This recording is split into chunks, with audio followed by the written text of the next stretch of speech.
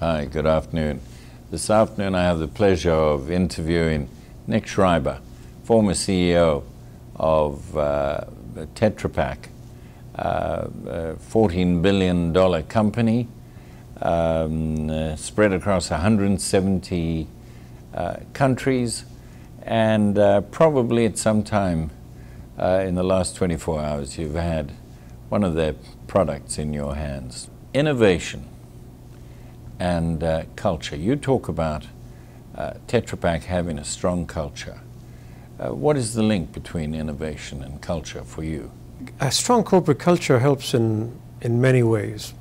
Innovation, when you look at it from a process point of view, you have to drive a process which cuts across different backgrounds, nationalities, and so on. So a strong corporate culture gives you a grounding, gives your employees and executives a grounding in how an organization works, without necessarily referring to corporate manuals and process diagrams and so on. So, in a sense, innovation is the reason why, if we talk specifically about Tetra Pak, why you could keep such a leadership position in the world. The structure you had was basically, the matrix structure, was an innovation in itself.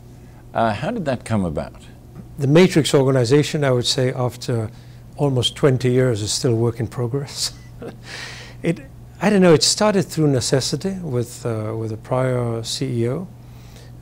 When you have multiple product lines, you have multiple geographies, and like is the case of Tetra Pak, if you want to have those units communicating and among each other, get the benefits, at the center you would get the benefits from a lot of local input. At the local market, you get the benefit of global thinking and global inputs.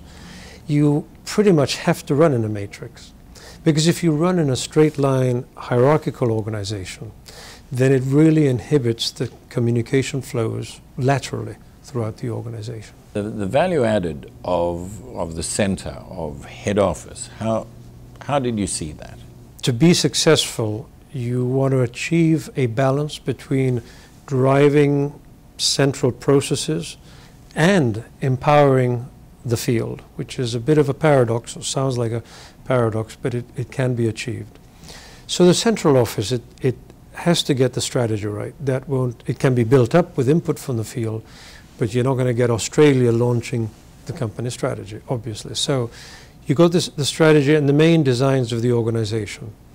But you also have to lead from the center when it comes to global processes, whether it's innovation, whether it's the order to delivery of filling equipment, whether it's any sort of major process. Really, you have a lot of value added by doing it from the center. We had international key accounts that spanned 20 or 30 countries, same customer. So they had a customer representative, which we call international key account manager. And that would be a central function. It wouldn't necessarily sit at the headquarters in Lausanne. You could have an international key account manager for Coca-Cola sitting in the US. But his or her function would be global in scope. So in that sense, it was a central location, a central unit. Let's cut back to innovation and innovation processes. What were the challenges, and how did you resolve those? During the 90s, like many companies, and prior to that, we had a system that we used to call the acoustic system. And what that meant is whoever yelled loudest, their product gravitated to the top of the priority list. It's a very pejorative way of saying it, but already prior CEOs to me, certainly my predecessors, started working on an innovation process. And when I mentioned dilemmas or paradoxes earlier, this was one of the big paradoxes, because we learned from best practices, people who had done it in other companies, that a disciplined process is the best way to increase your innovation output. And of course, the first time we talked about an innovation process, disciplined process, to many of our innovation executives or employees, the first reaction was, you can't put a straitjacket on creativity, because that's what will happen. So explaining, selling the concept that an innovation process actually results in more ideas, a better prioritization, and a greater success ratio in the market, was a difficult concept to sell. We had an innovation, we had an academy, an in-house academy called the Tetra Pak Academy. And one of the programs that we ran for years, and we put hundreds of people through it, was the innovation process. So it was that level of effort to show that this actually can be implemented and can yield results. These were mainly R&D people? I can't tell you exactly what the mix was. The majority was R&D people, but there were a lot of people from the field, sales and technical service, amongst others. These products, were many of them produced, were they created close to the customer? I would say they were created often with a lot of customer input. If that's what you mean, yes.